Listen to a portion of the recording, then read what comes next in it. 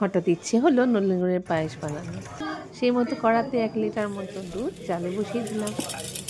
1 মুঠো গোবিন্দভোগ চাল একটি বাটিতে নিয়ে সেই চালটা ভালো করে ধুয়ে রাখলাম।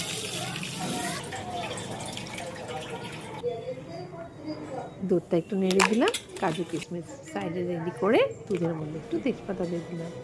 এবার সেই ধোয়া চালটাতে 1 চামচ মতো ঘি ভালো করে মেখে নিলাম।